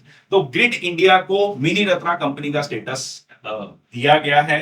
मैंने आपको पहले भी बताया, Maharatna, Navratna, mini Ratna category 1, mini Ratna category 2, basically जो सरकारी कंपनीज हैं उनको ये स्टेटस दिया जाता है based on their past performance, specially 3 साल के परफॉर्मेंस का दिया जाता है देख के। जैसे महारत्ना के लिए कि वो नवरत्न होना चाहिए, पहले 25,000 करोड़ उनका रेवेन्यू होना चाहिए, 5,000 करोड़ उनका प्रॉफिट होना चाहिए पिछले 3 साल में, कुछ इस तरीके के क्राइटेरियाज हैं, तब उनको जो है वो स्टेटस दिया जाता है। तो सब कैटेगरीज के लिए इस तरीके से क्राइटेरियाज रखे गए हैं, ठीक है। तो यहाँ पर जो है ये ग्रिड इंडिया को ये मिनी रत्ना कंपनी का स्टेटस दिया है, ठीक। चलो, establish in 2009, ministry of power के अंतर्गत ये काम करता है। नेक्स्ट है MeitY NIXI successfully unveils Bhasha net portal at universal acceptance day event in New Delhi. MeitY क्या है? मिनिस्ट्री ऑफ इंफॉर्मेशन टेक्नोलॉजी, ठीक है, ministry of electronics and information technology and national internet exchange of India, national internet exchange of India ने मिलकर जो है एक portal launch किया है भाषा नेट पोर्टल। ये भी बड़ा इंटरेस्टिंग है, ठीक है। इसमें बेसिकली क्या है, यूनिवर्सल एक्सेप्टेंस की बात की है। देखिए अभी आप जो भी चीज यूज करते हैं, मान लो ईमेल आईडी यूज करते हैं तो @gmail.com, बहुत सारे हैं, याहू, ठीक है, और वेबसाइट देखते हैं तो @, ठीक है, सो एंड सो .com.in, ठीक है, .com.in की बात करते हैं तो हिंदी में क्यों नहीं हो सकते, @भारत क्यों नहीं हो सकता? एग्जैक्टली यहीं पर ये कोशिश करने की, .भारत, ठीक है, वेबसाइट जो होगा .भारत, ठीक है, @मेरा.भारत, ठीक है, इस तरीके से जो है अलग अलग भाषाओं में ये जो है लोकल लैंग्वेज वेबसाइट नेम लाने की यहाँ पर बात की जा रही है, ठीक है, विदाउट एनी लैंग्वेज बैरियर। सो रिट्रीव इंफॉर्मेशन इजिली आप क्रिएट कर सके, कम्युनिकेट कर सके, ट्रांसलेट कर सके डिजिटल मीडियम में विदाउट एनी लैंग्वेज बैरियर। सबसे ज्यादा प्रॉब्लम क्या है ऑनलाइन में, हिंदी का जो मटेरियल है, या नॉट जस्ट हिंदी, बाकी भाषाओं का जो मटेरियल है वो बहुत कम मिलता है, ठीक है। बहुत ज्यादा मटेरियल, बहुत ज्यादा कह लीजिए टोटल मटेरियल का कुछ बड़ा परसेंटेज, बहुत बड़ा परसेंटेज इंग्लिश में ही अवेलेबल है, हिंदी में उसका ट्रांसलेशन या बाकी भाषाओं में ट्रांसलेशन नहीं है, ठीक है जी। तो यही इस भाषा नेट पोर्टल के थ्रू करने की कोशिश की जा रही है। नेक्स्ट है election commission launches know your candidate app. ये भी न्यूज मेरी तरफ से प्लीज आप सबके साथ शेयर कीजिए, ठीक है, अपने फैमिली ग्रुप्स में जरूर शेयर कीजिए, क्योंकि ये भी एक एज अ कहते हैं ना अवेयर सिटीजन, जागरूक नागरिक होने के नाते आप सबको पता होनी चाहिए, हम सबको पता होनी चाहिए। इसमें बेसिकली क्या है कि आपके कॉन्स्टिट्यूएंसी से जो भी कैंडिडेट्स हैं उनका पूरा लेखा जोखा आप देख सकते हैं नो योर कैंडिडेट ऐप, ठीक है। उसमें उनकी एजुकेशनल क्वालिफिकेशन, ठीक है, उनके अगेंस्ट में कौन कौन से क्रिमिनल चार्जेस हैं, ठीक है, किस किस में चार्जशीट दाखिल हो चुकी है, सब कुछ उनका, उनके एसेट्स कितने हैं, चल अचल संपत्ति, मूवेबल इमूवेबल प्रॉपर्टी कितनी है, सब चीजें जो है आप इस ऐप के थ्रू जान पाएंगे। ये किसने लाया है? इलेक्शन कमीशन ऑफ इंडिया ने। मकसद क्या है कि आप अपने कैंडिडेट्स को बेहतर तरीके से जान पाए और बेहतर तरीके से आप अपने कैंडिडेट्स को चुन पाए, ठीक है जी, अपने प्रतिनिधि को चुन पाए। Election of commission of India launches सक्षम ऐप, ठीक है। ये सक्षम ऐप किसके लिए है? जो हमने डिस्कस किया था, senior citizens 85 plus years of age plus differently abled, दिव्यांगजन। So, to facilitate easier access, voting for person with disabilities or person with different abilities to avail facilities at polling stations, ठीक है। तो ये उनके लिए ये लाया गया है सक्षम ऐप, ठीक है। इसके अलावा wheel chair request on poll day, कोई मान लीजिए कोई व्यक्ति व्हील चेयर पे है तो उसको अगर मान लीजिए किसी तरीके का कुछ एक्सेस चाहिए, कोई हेल्प चाहिए, तो वो इसमें डाल सकता है। तो ऑलरेडी जो मतलब अथॉरिटीज होंगी, इलेक्शन अथॉरिटीज होंगी वहां पर, वो जो है नेसेसरी अरेंजमेंट्स करके रखेंगे ताकि कोई व्यक्ति जो है जो वोट डालने आया है वो अपनी वोट कास्ट कर सके। नेक्स्ट है election commission of India keeps close eye on election process through C vigil app. ये भी इंटरेस्टिंग है। सी मतलब देखना, विजिल विजिलेंस मतलब, ठीक है। इसमें बेसिकली क्या है कि जो भी कैंडिडेट्स हैं उनको लेकर सारी जानकारी जो है पता लग पाएगी। बेशक किस तरीके से हम कैश को देखते हैं कि कैश पकड़ा गया है, कल ही जैसे न्यूज आई कि जी 1 करोड़ कैश पर्टिकुलर जो है जगह से पकड़ा गया, एक ट्रक से। फ्रीबीज डिस्ट्रीब्यूशन कहां हो रही है, पेड न्यूज क्या क्या है, money distribution, fake news, liquor distribution, fire arm distribution, intimidation, जिस तरीके की भी रिपोर्ट आती है वो एक ही ऐप में सारी चीजें जो है इलेक्शन कमीशन को पता लग सकेंगी। जो भी अथॉरिटीज हैं वो इस ऐप पर जाकर अपनी इंफॉर्मेशन डालेंगी ताकि एक जगह इंफॉर्मेशन कंसोलिडेट हो, ठीक है। So it's a single app for recording, reporting, resolving violations of model code of conduct. Model code of conduct क्या है? आचार संहिता, जो कि जिस दिन इलेक्शन का शेड्यूल अनाउंस होता है उसी दिन से मॉडल कोड ऑफ कंडक्ट जो है लागू हो जाता है। आर्टिकल 324 के तहत जो है इलेक्शन कमीशन ऑफ इंडिया का गठन किया गया। नेक्स्ट है government to conduct foundational literacy and numeracy assessment, FLNAT, ठीक है। FLNAT एग्जाम जो है यहाँ पर कंडक्ट किया जाएगा एज अ पार्ट ऑफ नव भारत साक्षरता। देखिए न्यू एजुकेशन पॉलिसी आई थी 2020 में, जिसमें कहा गया था कि 37 लाख लर्नर्स जो है इसमें अपीयर करेंगे। उसमें नहीं कहा गया था, मतलब ये कहा गया था कि बेसिक चीजें आपको आनी चाहिए, रीडिंग, राइटिंग, ठीक है, और न्यूमरेसी स्किल्स। सो 3 सब्जेक्ट हैं, रीडिंग, राइटिंग और न्यूमरेसी, बेसिक कैलकुलेशन बेसिकली। सो रीजनल लैंग्वेजेस में भी एग्जाम होगा। मकसद क्या है? असेस करना, ठीक है, एक टीचिंग लर्निंग सेशंस को असेस करना कि कितना आप सीखे, बेसिकली टेस्ट है एक तरीके से। तो new India literacy programme known as Ullas, Ullas का फुल फॉर्म है understanding of lifelong learning for all in the society, सबके लिए लगातार सीखते रहना, ठीक है। तो ये किसके लिए है? To empower all adults age 15 years and above, ठीक है, उन तक भी जो मतलब किसी कारणवश एजुकेशन से दूर हो गए उन तक भी एजुकेशन पहुंच सके, उनको भी बेसिक चीज लिखना, पढ़ना, बेसिक कैलकुलेशन करना जरूर आना, ठीक है। तो ये जो है यहाँ पर मकसद है, लाइफ स्किल्स के रूप में हम इसको देख सकते हैं। इंडियन स्टैंडर्ड टाइम, ठीक है जी, इंडियन स्टैंडर्ड टाइम जो है हम कितना है इंडियन स्टैंडर्ड टाइम GMT या जिसको UTC भी बोलते हैं, Greenwich mean time, universal time continental, कितना कहते हैं हम, +5 hours 30 minutes, ठीक है, 5 hours 30 minutes। तो यहां पर जो है नेशनल टाइम प्रोटोकॉल के लिए को इनॉग्रेट किया गया है for dissemination of IST, that is Indian standard time in. देखिए होता क्या है कि ये कैसे कैलकुलेट होगा, मान लीजिए अगर मैं कहता हूं कि ये पर्टिकुलर वीडियो सुबह 11 बजे रिकॉर्ड की गई, एग्जांपल है 11 AM, तो एग्जैक्ट किसने बताया कि 11 AM ही है या अभी 11 बजकर 2 मिनट हो गए हैं। तो ये जो है डिसाइड कौन करता है, ये देख लो। So it is sourced from global positioning system, ठीक है, GPS। बट अब जो है क्या किया जाएगा, अब ये जो है हम अपना सिस्टम चलाएंगे जहां पर with the help of navigation with Indian constellations, ठीक है, navigation with Indian constellation, that is नाविक, ठीक है। जितने भी मोबाइल ऑपरेटर्स होंगे अक्रॉस द कंट्री, उनको अपना टाइम जो है इसके साथ सिंक करना होगा, ठीक है। तो ये यहां पर इंपॉर्टेंट है, यहां पर आपको यूनिफॉर्म और प्रिसाइज टाइम इंफॉर्मेशन मिल सकेगी मिली सेकेंड्स की एक्यूरेसी के साथ। अब ये मिली सेकेंड की एक्यूरेसी क्यों इंपॉर्टेंट है ये भी समझ लेते हैं। और कैसे होगा, यहां पर एक एटॉमिक क्लॉक आता है, ठीक है, atomic clock. Atomic clock basically atoms की जो है इसकी वाइब्रेशन से मेजर होता है, ठीक है, uses the vibration of atoms to measure the time.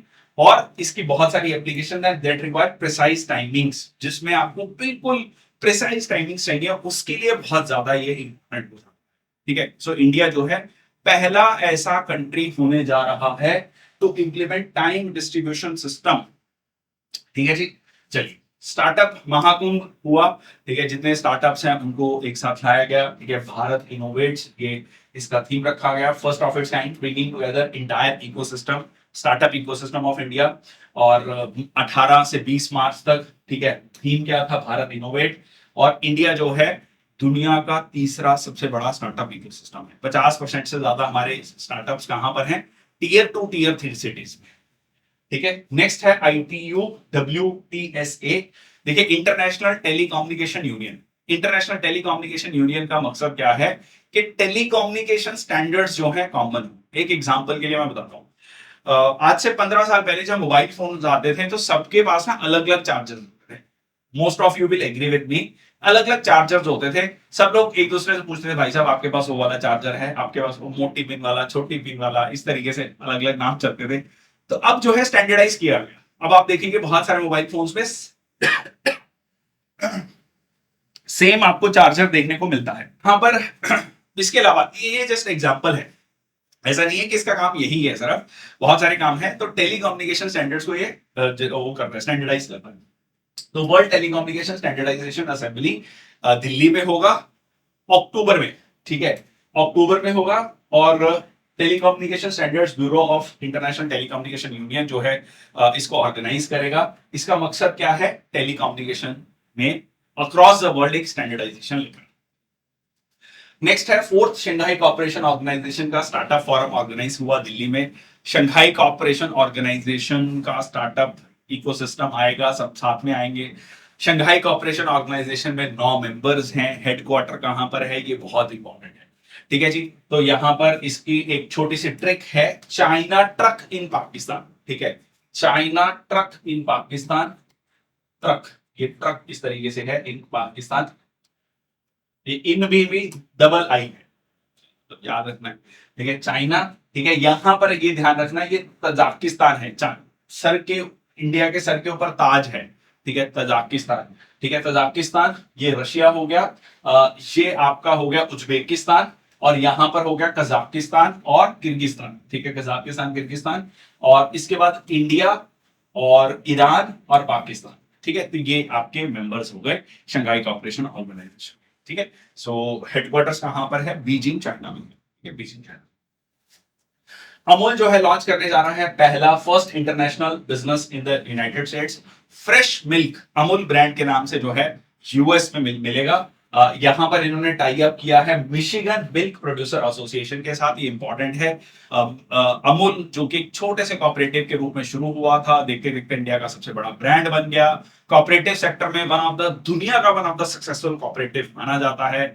और अब जो है ये धीरे धीरे ग्लोबल ब्रांड जो है बनता जा रहा है। यहाँ पर फ्रेश मिल्क जो है इसमें। चलिए आगे चलते हैं। नेक्स्ट है आपका लॉन्च ऑफ NUCFDC, ठीक है जी, बाय मिनिस्टर अमित शाह, जो कि गृह मंत्री के साथ साथ मिनिस्ट्री ऑफ कॉर्पोरेशन को भी हेड करते हैं। ठीक है, तो ये क्या है आपका national urban cooperative finance development corporation. देखिए इंडिया में अगर आप देखें बैंकिंग सिस्टम में आपको शेड्यूल्ड कमर्शियल बैंक्स के साथ साथ अर्बन कोऑपरेटिव बैंक्स भी मिलते हैं। शेड्यूल्ड कमर्शियल बैंक जैसे जो मेन बैंक्स हैं, SBI, PNB, bank of Baroda, HDFC, ICICI, axis, ये सारे बैंक्स। इसके अलावा जो अर्बन कोऑपरेटिव बैंक्स हैं, कोऑपरेटिव बेसिस पर ये चलते हैं, 1500 से ज्यादा शेड्यूल्ड और अनशेड्यूल्ड कोऑपरेटिव बैंक्स हैं, जिनकी अगर हम ब्रांचेस की बात करें तो 11,000 से ज्यादा जो है भारत भर में ब्रांचेस हैं। तो इन बैंक्स के साथ क्या होता है, इन बैंक्स के साथ जो है इनके पास टेक्नोलॉजी, क्रेडिट, इन सारी चीजों की कमी रहती है। इसको लेकर जो है एक ऑर्गेनाइजेशन का गठन किया गया। ठीक है, एक अम्ब्रेला ऑर्गेनाइजेशन रहेगी अर्बन कोऑपरेटिव बैंक्स के लिए, जो इनको क्रेडिट सपोर्ट देगी, जो इनको मदद करेगी टेक्नोलॉजी सेक्टर में, ताकि ये अपनी सर्विसेज कस्टमर्स तक लो कॉस्ट में पहुंचा सके और ज्यादा इफेक्टिव है अपने काम में।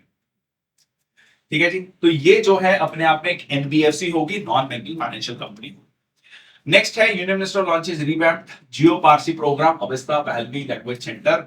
तो जियो पारसी जो है यहाँ पर कह लीजिए प्रोग्राम लॉन्च किया गया है, अवस्था पहलवी लैंग्वेज, जो कि पारसीस की लैंग्वेज है, ज़ोरास्ट्रियन रिलीजन जो कहा जाता है उसकी जो है लैंग्वेज है।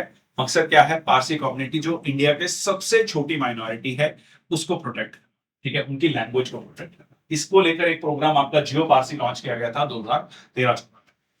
नेक्स्ट है इंडिया AI मिशन। कैबिनेट ने इंप्रूव कर दिया है comprehensive national level India AI mission, जो कि इकोसिस्टम को कैटलाइज करना है, AI को किस तरीके से यूज किया जा सकता है for the betterment of the country. इसके अलावा यहाँ पर बिजनेस डिवीजन की भी बात की गई है। सो आइडिया हियर इज कि आर्टिफिशियल इंटेलिजेंस से हमें और अपॉर्चुनिटीज को क्रिएट करना है, रादर देन जस्ट थिंकिंग कि इसका खतरा क्या है, इससे नुकसान की जगह इसको ऑप्टिमली कैसे यूटिलाइज किया जा सकता है। सो AI कंप्यूट इंफ्रास्ट्रक्चर 10,000 करोड़, मोर ग्राफिक प्रोसेसिंग यूनिट जो है यहां पर क्रिएट की जाएगी। ठीक है, एक AI मार्केट प्लेस भी यहां पर जनरेट की जाएगी। नेक्स्ट है आपका NITI Aayog launches vocal for local initiative for to promote grass root level entrepreneurs. ये बहुत इंटरेस्टिंग है। Aspirational block program, aspirational blocks basically जिसको पहले बैकवर्ड रीजन कहा जाता था उसको अब एस्पिरेशनल ब्लॉक कहा जाता है, और इसमें लोकल कमोडिटीज के लिए जो है गवर्नमेंट ई मार्केट प्लेस, देखिए गवर्नमेंट डिपार्टमेंट में जो भी परचेज होती है वो गवर्नमेंट ई मार्केट प्लेस के थ्रू होती है। जैसे आप मान के चलिए कि आपने अमेजन प्लेटफॉर्म, फ्लिपकार्ट देखा होगा, वैसे ही आपका गवर्नमेंट ई मार्केट प्लेस आता है। तो गवर्नमेंट को जो भी परचेस करनी है गवर्नमेंट डिपार्टमेंट्स को वहां से की जाती है। तो वहां पर जो है ये जो प्रोडक्ट हैं, लोकल प्रोडक्ट्स हैं, उनको भी शोकेस किया जाएगा। ठीक है, open network for digital network, जो डिजिटल कॉमर्स प्लेटफॉर्म पर भी इसको शोकेस किया जाएगा। नाम इसका, डेडिकेटेड विंडो का नाम होगा आकांक्षा। ठीक है, आकांक्षा। तो आज हमने आकांक्षा पढ़ा, अदिति पढ़ा। ठीक है, तो जिसका नाम है हैंड्स अप कर देना, और आप लोगों ने तो कंफर्म याद रखना है आकांक्षा और अदिति। ठीक है, सो chairperson NITI Aayog, prime minister. ठीक है जी, ये ध्यान रखना, चेयरपर्सन कौन होते हैं, prime minister, x official chairperson prime minister. Vice chairperson है सुमन के बेरी, और CEO है BVR सुब्रमण्यम। नेक्स्ट है home minister Amit Shah virtually launches the unique digital CCMS platform of NIA। ठीक है, NIA नेशनल इन्वेस्टिगेशन एजेंसी, जो कि 26/11 की अटैक 2008 के बाद बनाई गई थी। इसमें जो है एक CCMS that is criminal case management system launch किया गया है, जिसका मकसद है जितने भी केसेस हैं वो एक पोर्टल के थ्रू वो देख पाएगा। NIA को पता लग पाएगा कि कौन सा केस चल रहा है, किस स्टेज पे है वो केस, भाई ट्रायल चल रहा है, चार्जशीट दाखिल हो गई है, किस स्टेज पे है, वो सारी की सारी इंफॉर्मेशन के लिए एक पर्टिकुलर पोर्टल जो है बनाया गया है। इसके अलावा एक मोबाइल ऐप लॉन्च की गई है संकलन। ठीक है, संकलन, जिसमें कि न्यू क्रिमिनल लॉज, देखिए नए क्रिमिनल लॉज आए, 3 क्रिमिनल लॉज आए, जिसमें IPC एविडेंस को बदला गया, बहुत सारे चेंजेस किए गए। तो अब जो है इसके लिए एक ऐप लॉन्च किया गया है, ताकि आप इस ऐप के थ्रू जो नए क्रिमिनल लॉज आए हैं उनमें क्या क्या बदलाव हुए हैं, उन सारी चीजों को आप जान पाएंगे। नेक्स्ट है Indian oil producers formula 1 fuel in India.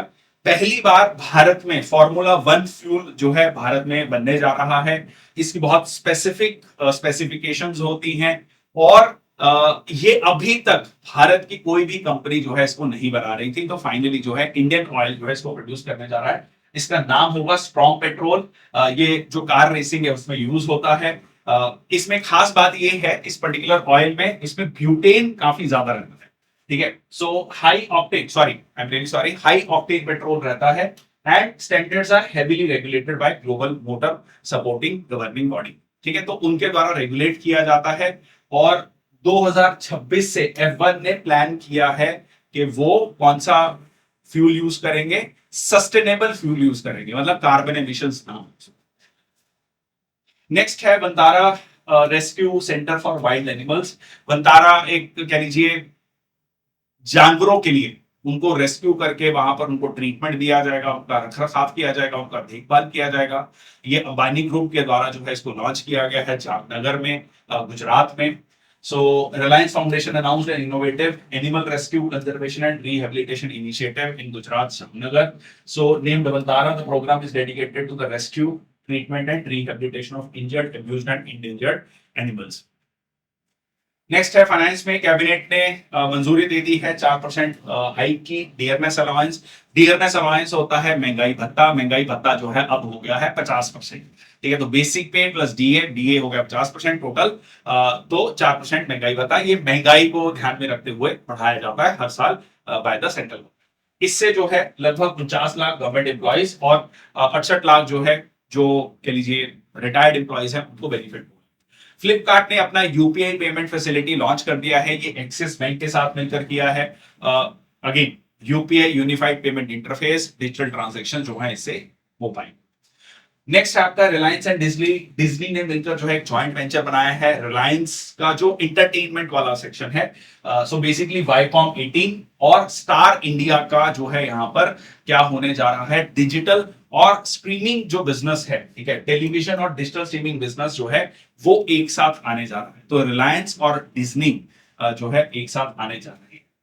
Next आपका आरबीआई ने साइन किया है बैंक ऑफ इंडोनेशिया के साथ, ताकि हमारे रुपी को यूज किया जा सके, लोकल करेंसी को यूज किया जा सके बायलेटरल ट्रांजैक्शंस के लिए। एक इंटरेस्टिंग फैक्ट है यहाँ पर, इंडोनेशिया की करेंसी का नाम है रुपिया। ठीक है, जैसे हमारा रूपी है वैसे रुपिया। ठीक है, बांग्लादेश की करेंसी टका, पाकिस्तानी रुपी। तो ये कहीं ना कहीं शो भी करता है कि हम जो है कल्चरली जुड़े हुए हैं। तो यहां पर जो है इंडियन रुपी और इंडोनेशियन रुपया जो है यूज किया जाएगा, ठीक है, ट्रेड के लिए। So signed a memorandum of understanding for promote the use of local currencies. ठीक है, अगेन मकसद क्या है, डॉलर का यूटिलाइजेशन कम से कम हो। इस पूरे प्रोसेस को जिसमें डॉलर की यूज कम की जा रही है, इसको डी डॉलराइजेशन कहा जाता है दुनिया भर में। इकोनॉमी की टर्म्स में इसको डी डॉलराइजेशन कहा जाता है। India Inc's pact with the EFTA gets $100 billion commitment. यहां पर जो है इंडिया ने साइन किया है एक पैक्ट, ठीक है, EFTA European free trade association के साथ। इसमें 4 देश आते हैं, लिechtenstein, आइसलैंड, नॉर्वे और स्विट्जरलैंड। ये यूरोपियन यूनियन का पार्ट नहीं है। इसके अलावा अगर हम बात करें, ठीक है, ये जो 4 देश हैं मिलकर भारत को $100 बिलियन की इन्वेस्टमेंट करेंगे अगले 15 साल में। इन्होंने ये करार किया है। ट्रेड होगा, देखिए फ्री ट्रेड एग्रीमेंट होता है जिसमें कि दोनों देश या एक देश और दूसरा जो ग्रुप ऑफ कंट्रीज हैं वो मिलकर तय करते हैं, जिसमें टैरिफ्स को, टैक्सेस को, इंपोर्ट और एक्सपोर्ट ड्यूटीज को कम किया जाता है ताकि ट्रेड को फैसिलिटेट किया जा सके, ट्रेड को बढ़ावा दिया जा सके। ठीक है, so that is the idea over here. And इससे पहले रिसेंटली भारत ने ऑस्ट्रेलिया के साथ और यूएई, यूनाइटेड अरब अमीरात के साथ जो है हमने फ्री ट्रेड एग्रीमेंट साइन किया है। So these are not part of European Union, ये मैंने आपको ऑलरेडी बता दिया। अमेज़न पे जो है, अमेज़न पे जैसे अभी हमने फ्लिपकार्ट की बात की, तो अमेज़न पे जो है उनको भी पेमेंट एग्रीगेटर का लाइसेंस मिल गया है आरबीआई के द्वारा। अमेज़न पे को पेमेंट एग्रीगेटर का लाइसेंस मिल गया। इससे बेसिकली उनकी पेमेंट्स जो है फैसिलिटेट हो पाएंगी, वो अमेज़न पे को प्रमोट कर पाएंगे और ज्यादा। ठीक है जी, सो ई कॉमर्स ट्रांजेक्शन्स फैसिलिटेट होगी। तो ये था आज का सेशन। आई नो सेशन जो है थोड़ा सा बड़ा रहा, बहुत सारी न्यूज थी, ट्रस्ट मी, टू कंसोलिडेट इसको करना it's a tough task. So thank you so much, बहुत बहुत धन्यवाद। खुश रहिए, मुस्कुराते रहिए, हंसते रहिए, और अगली वीडियो आपको कल जो है एक दिन बाद मिल जाएगी। अभी तक पुरानी वीडियोस को प्लीज मिस मत कीजिएगा देखना, बहुत इंपॉर्टेंट है, तभी आप कॉम्प्रिहेंसिवली न्यूज को समझ पाएंगे, देख पाएंगे। और 2 वीडियोस आ चुकी हैं, ये तीसरी वीडियो है, 2 वीडियोस आपकी और आएंगी। बहुत बहुत धन्यवाद, थैंक यू।